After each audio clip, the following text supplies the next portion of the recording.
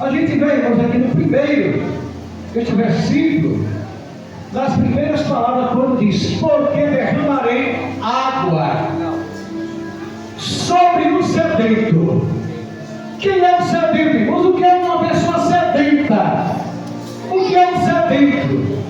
Eu sei que a palavra sedento significa muita sede, muito desejo. Deus sempre esteve dispostos, sempre esteve de braços estendidos, de mãos levantadas e prontas para abençoar. Muitas vezes diz: Senhor, eu quero, Senhor, eu te desejo. Mas quando chega o momento do processo, muitos que dizem: Senhor, eu quero, desistem. Porque, irmãos, para ser cheio do Espírito Santo, primeiro é preciso que nós estejamos vazios de nós mesmos. Como é que Deus vai nos encher se já estamos cheios de coisas que não comportam a presença de Deus? Não tem condição de um vaso, nós já estamos cheios, receber mais alguma coisa. E aqui o profeta diz: porque derramarei água sobre um sedento. É a pessoa individualmente, começando em nós, esse desejo. E Deus é tão fiel, irmãos, a sua palavra, que Deus já falou no início, Ele está sempre pronto, está sempre clamando, apesar de já ter mandado a Jesus, que foi o sacrifício perfeito para nos garantir a vitória em todos os momentos, em todas as circunstâncias. Mas Ele continua ainda com a sua bondade, dizendo, a gente vê lá em João 7:37, quando Ele diz: quem tem sede, venha a mim e beba. Hoje Ele está falando para a sua igreja. Se você se sente sedento, se você tem sede, Ele está dizendo: eu estou aqui, eu estou de plantão, estou pronto para que realmente possa saciar a sua sede. Agora nós precisamos querer nos disponibilizarmos, queremos pagar o preço de nos esvaziar de nós mesmos. Porque muitas vezes o nosso eu impede de que esse derramamento do Espírito chegue até nós. Porque assim eu tenho falado em das minhas pregações, que nós temos três inimigos. Se só um já nos afronta, se não tivermos ligado, nos afasta de Deus, imagine três. E precisamos saber quem são esses inimigos, onde estão eles, como eles atuam, como eles impedem o agir de Deus, não que impeçam o agir de Deus, mas como eles causam barreira entre você e Deus, entre nós e Deus. E esse primeiro inimigo parece incrível. Ele está, sabe onde? Dentro de nós. Diga, irmão, não diga isso não, que eu só tenho que morar no Espírito Santo. Sim, mas existe uma natureza dentro de você, dentro de mim, dentro de nós, que ela precisa todos os dias estar sujeita a Deus, para que quando Ele falar, essa natureza esteja sujeita à vontade de Deus, Ele possa ouvir, possa abrir o coração e deixar esse Espírito entrar e nos encher.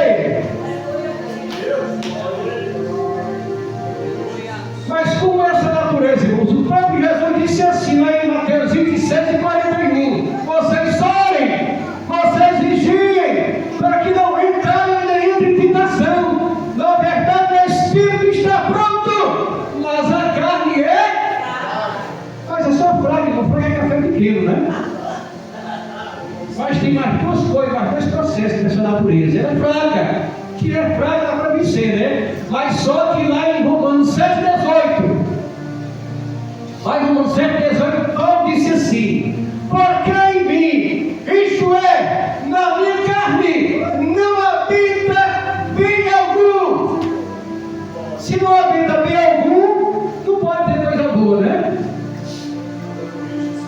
Aí Jesus chega e fecha o pacote. Lá em João 6,63, ele diz assim, é o próprio Jesus falando agora. Ele disse assim: o Espírito é que vivifica, a carne para nada aproveita. Lá em João 6,63. É o primeiro inimigo que, se você correr, quando parar, para com você. Se você se deitar, deita com você. Se levantar, com você. Mas a Bíblia manda, determina que, se nós estamos em Cristo, somos novas criaturas, de acordo com 2 Coríntios 5,17. E aí também afirma em 1 Coríntios 12,16, que nós temos a mente de Cristo. E se temos essa mente de Cristo, o que acontece com ela? A gente vai para Colossenses 3, onde se já ressuscitaste com Cristo, buscai as coisas que são de cima e não as que são da terra, pensando nas coisas lá do alto. Precisamos vencer esses inimigos, para na hora que você se determinar de querer ser avivado, você chama o Espírito Santo, conhece esses inimigos, saiba lutar contra eles e vencê-los. O primeiro chama-se a nossa natureza, restada lá de Adão, lá no Éden. Então está dentro de nós esse inimigo. Mas se Deus está morando também dentro de nós, está sujeita à presença de Deus.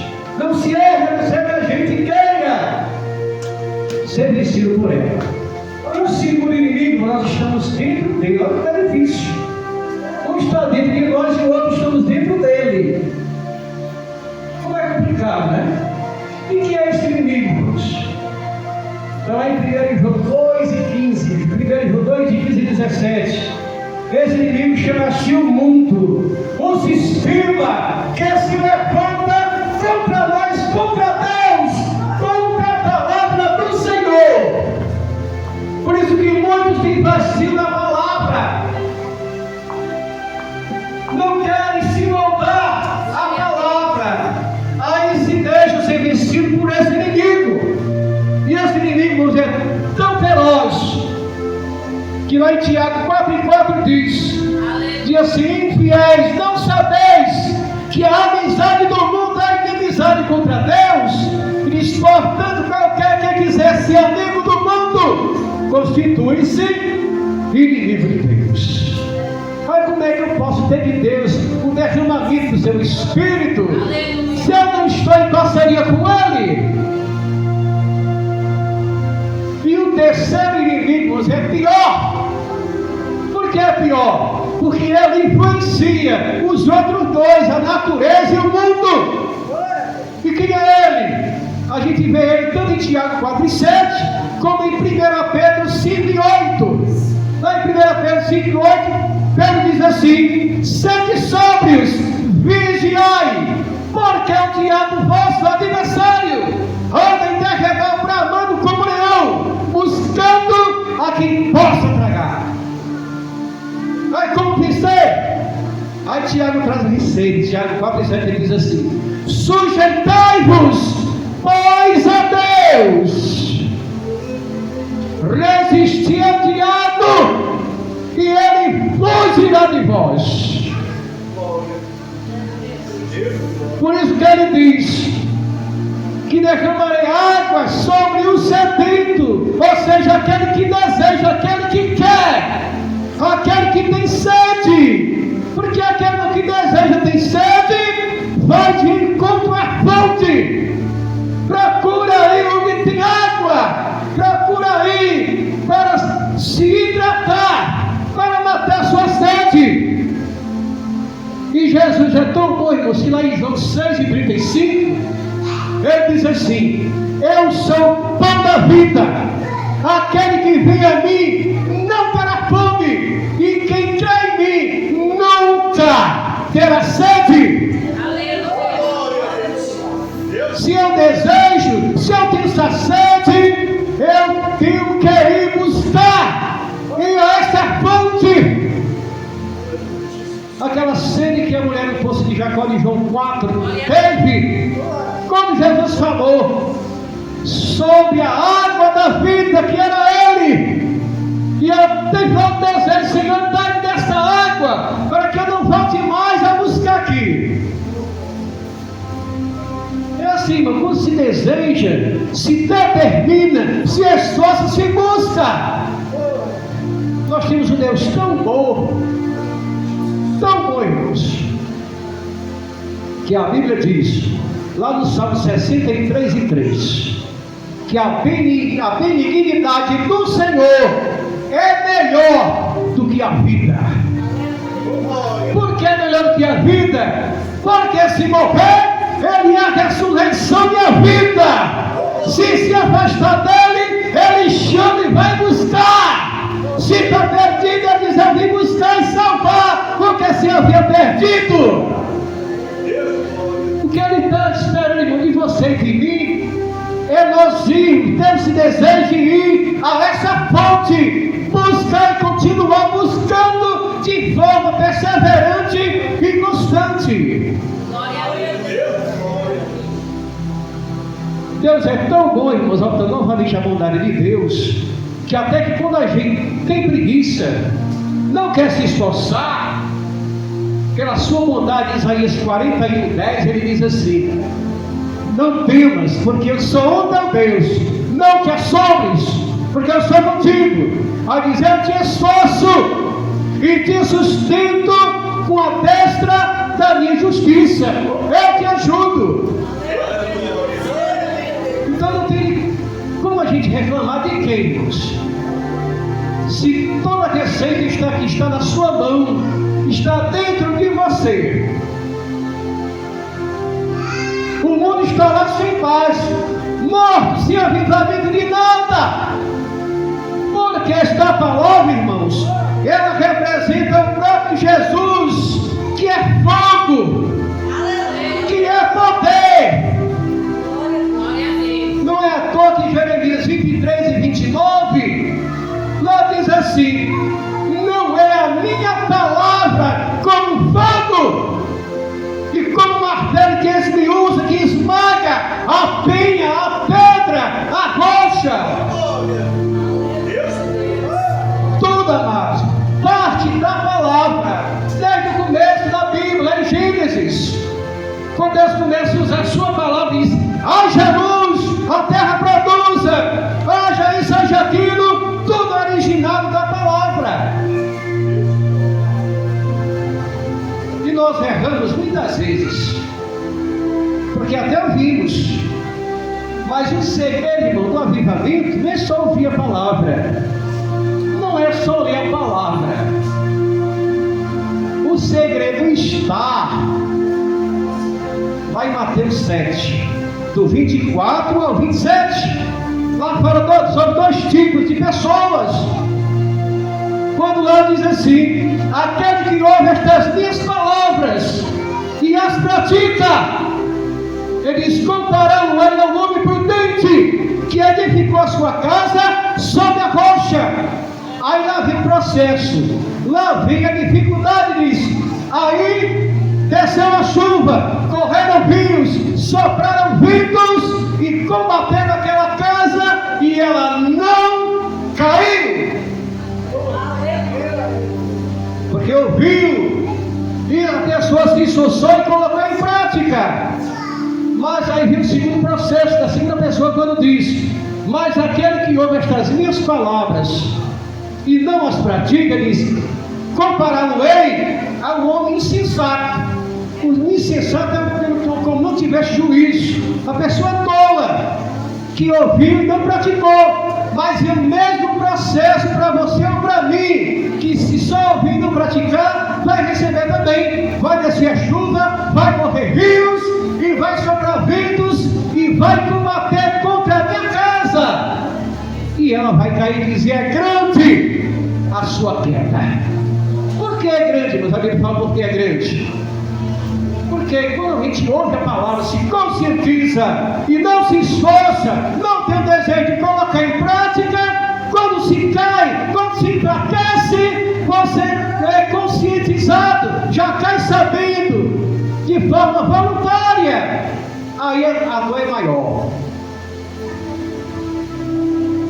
Caiu sem nenhuma inocência, porque o avivamento começa primeiro em mim. Eu jamais estaria aqui se não tivesse esse desejo, e além de ter esse desejo, eu não estivesse me alimentando desta fonte, aleluia, tanto da água como do próprio alimento espiritual. Agora preciso querer, diz: derramarei água sobre o sedento, sobre aquele que quer, promessa de Deus. Ele diz: eu derramarei. Ele está lá sempre pronto para derramar do seu Espírito, da sua água. Agora o que precisa é que tenhamos o coração voltado para abrir esse coração. Aleluia. Por isso muitas vezes a gente ignora. Quando alguém chega aqui e diz assim: eu sirvo a Deus do meu jeito, qual é o problema? Deus só quer o coração. Em parte está certo, pastor. Se você ler lá em Provérbios 23 e 26, diz assim, Provérbios 23 e 26, Deus diz assim: dá-me, filho meu, o teu coração. E onde é que está o erro? Em dizer que Deus só quer o coração. Mas o versículo para aí diz assim: dá-me, filho meu, o teu coração, e os teus olhos observem os meus mandamentos. Está dizendo: dá-me, filho meu, o teu coração, mas fica atento à minha palavra, que é ela que vai purificar esse coração, vai tornar melhor, vai transformar, vai deixar pronto para o derramado do meu Espírito. Glória a Deus. Ele pede, irmãos. Imagine Deus Criador, que seja da terra e tudo que ele existe, e às vezes compara com um pidão, né? Mas ele é tão bom que dá chance. Mas só que um dia esta chance vai parar, a porta vai fechar. No caso da Arca de Noé, foi o próprio Deus que fechou. Hoje a porta da graça está aberta.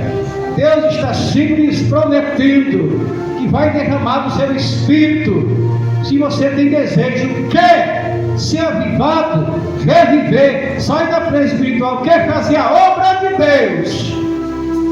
A hora é essa, irmãos. Ninguém tem um amanhã, ninguém. Por que ninguém tem um amanhã? Porque se você tem um compromisso para amanhã, quando você chega amanhã, aí você coça a cabeça e diz: rapaz, aquele compromisso que eu tinha marcado é hoje. O amanhã já se foi. Você diz: é hoje, chegou hoje. Por isso que ninguém tem um amanhã, que o amanhã já é hoje. Por isso que ele diz: se hoje ouvires a voz do Senhor, não endureçais o nosso coração. Aleluia.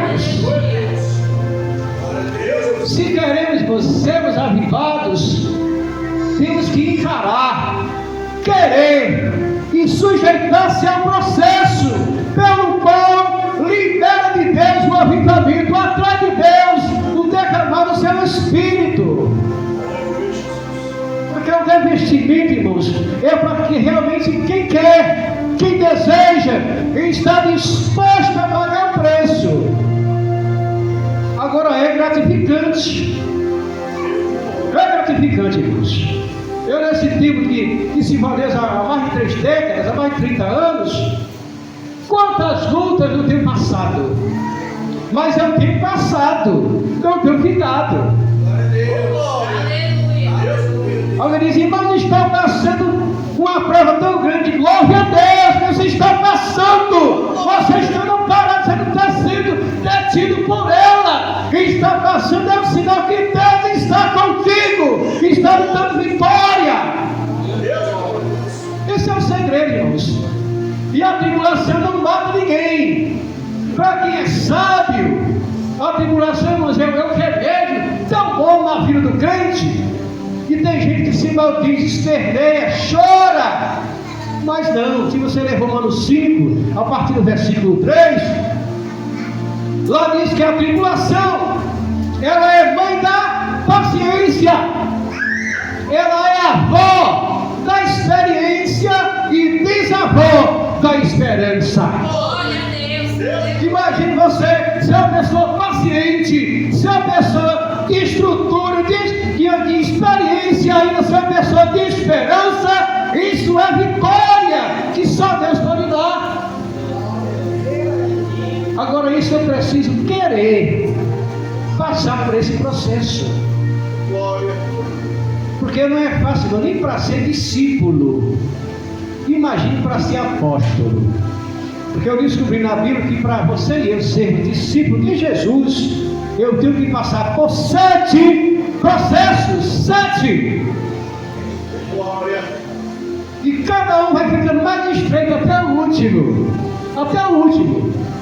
O primeiro, eu vou dizer os 7 pelo menos alguns. O primeiro está lá em João 8:31. Eu jamais terei plena liberdade, ou serei 100% liberto, se primeiro não passar por João 8:31. Tem gente que pula o 31 e vai para o 32 e diz, não, mas eu vou conhecer a verdade, vai me libertar. Mas no começo, o primeiro legal está no 31. Como é que ele lá diz assim? Dizia, pois, Jesus aos judeus que criam nele, se vós permanecerdes na minha palavra, verdadeiramente sereis meus discípulos. É a base, é a estrutura para você ter intimidade, conhecimento desse Deus. Para depois pular para o 32 e receber e ouvir, aí conhecereis a verdade e ela vos libertará. Porque eu só conheço a Bíblia pela palavra. Aleluia. Pela palavra. O próprio Jesus representa a palavra. Você vê lá em João 1:1, quando diz, no princípio era o verbo, palavra, e o verbo estava com Deus, e o verbo era Deus. E lá em João 1:14 diz, e o verbo se fez carne e habitou entre nós, e vimos a sua glória como a glória do unigênito do Pai, cheio de graça e de verdade. Mas tem um versículo que marca muito, que Jesus e a própria palavra, lá em Apocalipse 19:13, pastor. Lá em 19:13 diz assim, e estava vestido de uma veste salpicada de sangue, e o nome pelo qual se chama é a Palavra de Deus. Por isso que quando nós negligenciamos a palavra, tem o fastio dela, é como se ele estivesse negligenciando e tendo fastio do próprio Deus, que é fogo, que me avisa, que me edifica, que me capacita para o avivamento. Glória a Deus. O segredo da vitória de Jó, o segredo da vitória de Jó, você vai saber agora. Imagine Jó ser o mais rico do Oriente, muitos servos, muitos bens, muitos filhos, e de forma instantânea começa a perder tudo, até a própria saúde. Mas ele fala em Jó 13:15, ele diz assim, ainda que ele me mate, nele esperarei, com todos os meus caminhos defenderei diante dele. Mas aí não é o segredo. O segredo está em Jó 23:12. E o que é que diz lá? Diz assim, Jó 23:12, diz, do preceito dos seus lábios nunca me apartei, e as palavras da sua boca prezei mais do que o meu alimento. Era um homem avivado, irmãos, porque ele cria em Deus, só em ouvir a sua palavra, a sua majestade, a sua soberania, e ele agarrou-se nela. Por isso que Deus até desafiou Satanás, diz, tu viste meu servo Jó lá na terra, homem ímpio, reto, temente a Deus, que se dizia do mal. Porque, irmãos, ele cria desta palavra, cria em Deus, cria em Jesus, que é a palavra. E ele está dizendo: derramarei água sobre aquele que deseja, sobre aquele que tem sede. É promessa de Deus. E essa palavra, irmãos, não volta vazia. Não sou eu que estou dizendo de forma particular. Se você ler Isaías 55 e nos versículos 10 e 11, olha o que é que Isaías 55, 10 e 11 diz assim: porque assim como desce a chuva e a neve dos céus, e para lá não tornam, mas regam a terra, a faz produzir, brotar, dá semente ao semeador, e pão a que come. Aí o versículo 11 ele diz: assim será a palavra que sai da minha boca, ela não voltará para mim vazia, antes fará o que me apraz e prosperará naquilo para que eu enviei. Aí eu pergunto: quem é que vai impedir que a chuva e a neve dos céus desçam? Há possibilidade de impedimento? Quem é que vai criar um véu, criar um cerrado, criar uma tela para que a chuva e a neve não desçam? Ninguém. Isso é impossível. Quem é que vai impedir que caia na terra e molhe, deixe ela úmida, pronta para o plantio, pronta para que plantar semente, ela brote, dê semente ao semeador e produza fruta, alimento para o homem? Isso é impossível. É por isso que ele diz: assim será a palavra que sair da minha boca, ela não voltará para mim vazia. É o que ele diz: se alguém tem sede, se vier a mim, vai beber, vai se fortalecer, vai se avivar, vai ser cheio da minha presença. Eu preciso querer, irmãos, se determinar e ir diretamente à fonte, independentemente das circunstâncias. Imagine se a mulher do fluxo de sangue, que já sofria 12 anos, era uma mulher rica, porque ela contratou muitos médicos para tratar dela, gastou tudo com eles. E a história diz que era uma mulher que chegou a pesar 38 quilos, peso de uma cabra magra, derramando sangue, ficou mulher feia, que nem uma bruxa, todos os seus dentes caíram, porque enfraqueceu tanto que ficou feia. Imagine como ela se sentiu angustiada, em depressão, em rejeição, em preconceito. Mas um dia ela ouviu esta palavra, que era Jesus que andava nas imediações. E ela ouvia, amados. Ela colocou no seu coração o seguinte: se eu tão somente tocar nas suas vestes, eu ficarei curada. Mas ela não só pensou, ela procurou saber onde ela estava, onde estava a fonte. E ela saiu de onde ela estava. Imagine, fraquinha, com vergonha, pela sua feiura, pela sua fraqueza, você pobre.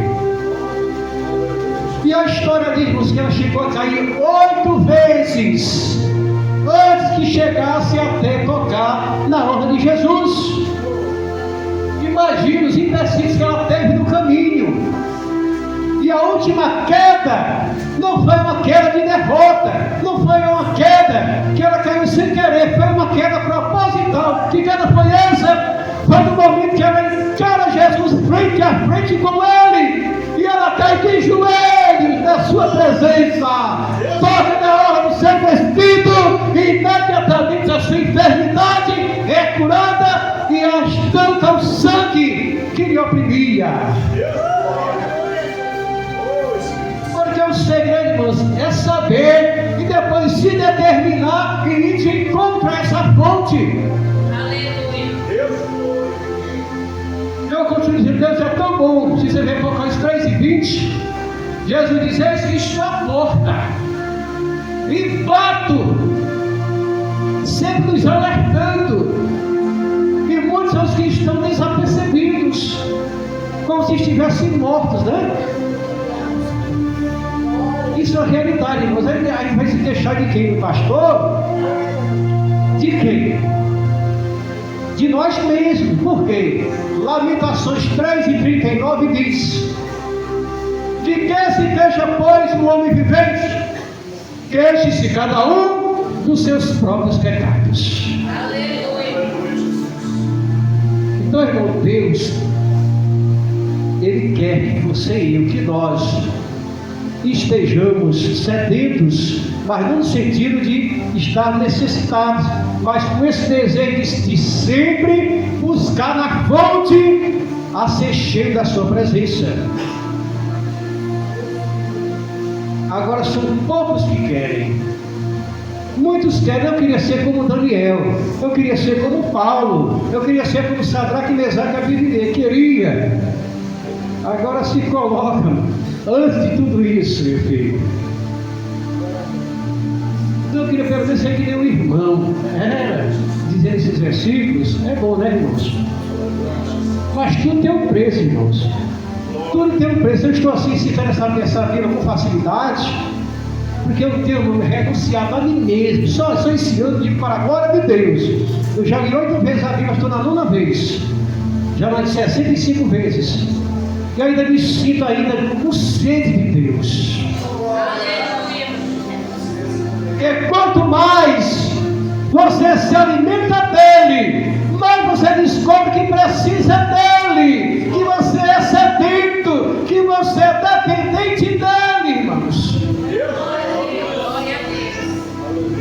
É isso que me motiva a buscar a Deus, a ler a sua palavra, e a vir pregar a sua palavra para despertar o povo de Deus para o que é bom, para aquilo que agrada a Deus. E quando você e eu agradamos a Deus, irmãos, olha o que é que acontece. Lá em Neemias 8:10 diz: não vos entristeçais, porque a alegria do Senhor é a vossa força. Quando eu agrado a Deus, quando eu quero verdadeiramente me manter vivo na sua presença, ser cheio dele e fazer a sua obra, eu jamais iria me deter para ler a Bíblia, como eu leio, só para dizer que li tantas vezes. Não, eu quero estar disposto para a obra de Deus. É tão provável que quando eu entrei hoje aí, quando eu me ajoelho para orar, só vinha esta frase assim: eu quero te servir, te servir, te servir, te servir. Não vinha mais outra coisa. Porque Deus conhece-nos a vida de cada um, deseja o coração de cada um. E Deus só nos bênçãos, vitórias, fogo no céu, poder, para quem quer, de fato e de verdade, mas querer para servir ao seu reino, glorificar a Ele. Aí o restante do versículo, para a gente não passar do horário, diz assim: ele diz: derramarei sobre água, sobre o sedente, sobre rios, sobre a terra seca. Aqui já é multidão, aqui já é quantidade, aqui já é coletividade. Como aqui registra muitas pessoas. E o povo sempre, amado, teve fascínio de Deus.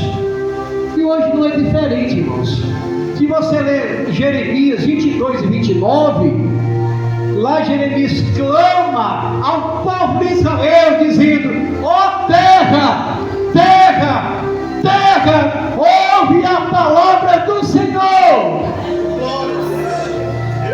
Porque esta palavra nos confronta. Evangelho é confronto, não para nos derrotar, para nos tornar sempre de pé, avivado na presença de Deus. Porque este Evangelho é poder. Você sabe que Paulo diz lá em Romanos 16: porque não me envergonho do Evangelho, porque é o poder de Deus. É o poder de Deus, irmãos. Porque através desta palavra você vai ser orientado a saber como orar, a quem orar, por que orar, quanto tempo orar, como servir a Deus.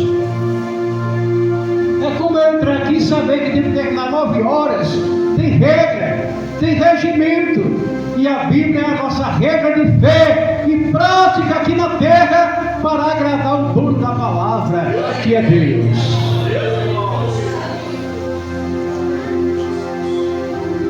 Mas que esse desejo, irmãos, esteja no sangue do meu coração para buscar a Deus, para ir à fonte, para ir à fonte. Porque se a gente não for, é como você está com fome, desejoso, senta a uma mesa, bota comida e você só olha, não se alimenta, não passa ela para dentro. Como é que você vai se nutrir? Vai matar a fome, vai ficar forte, morre ali pertinho. É como ter só um desejo e não ir à fonte e não participar dela. É querer e ir realizar esse querer. E aproveite o momento, irmãos. Aproveite o momento.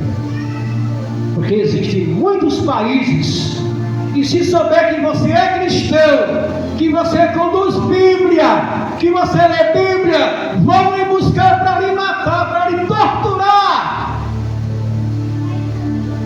E aqui no Brasil ainda tem a possibilidade de você até comprar carrado de Bíblia em várias versões e ler até na calçada, em qualquer parte das ruas, no ponto do ônibus. Então se encha logo desta palavra, se avive por ela, porque Deus até me deu uma frase que diz assim: a forma que você trata aquilo que pertence a alguém revela o valor dado a alguém a quem aquilo pertence.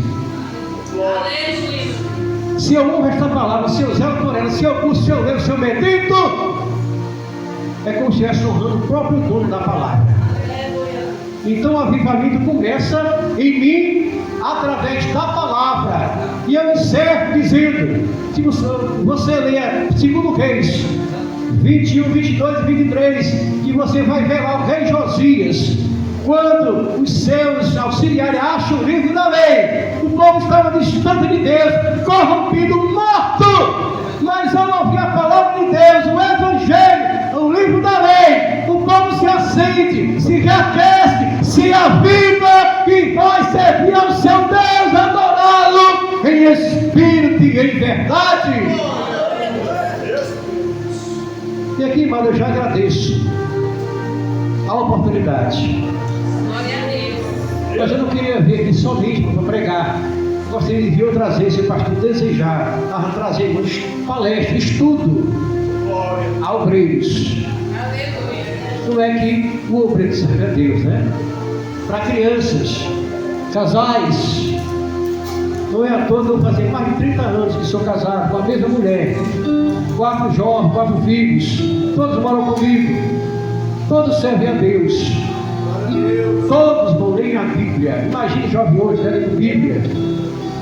E não é só um capítulo não. Todos leram no mínimo de 10, 15, 20 vezes. Leiam a palavra, se alimentem. Porque os nossos filhos serão os nossos sucessores, a geração futura. E precisam estar avivadas, cheias de conhecimento, para continuar sendo a noiva do Cordeiro, levando a sua palavra e expandindo o reino de Deus. E que Deus abençoe, irmão, nesta noite a todos. E eu sou grato a Deus pela oportunidade e ao convite do pastor Leonardo, pela confiança de dar essa oportunidade para a gente estar aqui, para trazer estas rápidas palavras. Porque o meu desejo era passar a noite falando da palavra de Deus. Amém.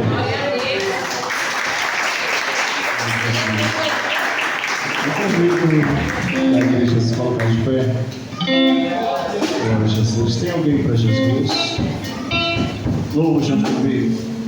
Cristo nos deu uma fonte.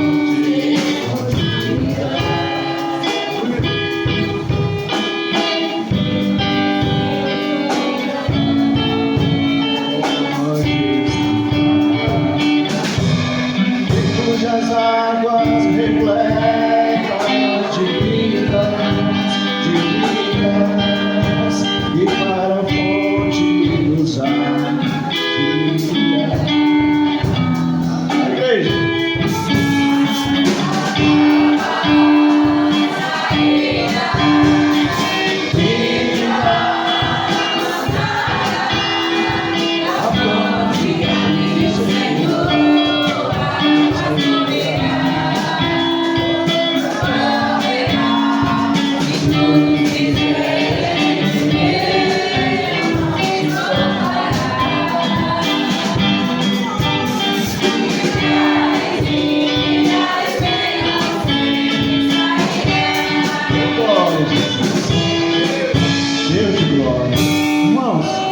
Eu quero perguntar à missionária Val se ela recebeu a oração para estar conosco, se ela já fez a decisão dela.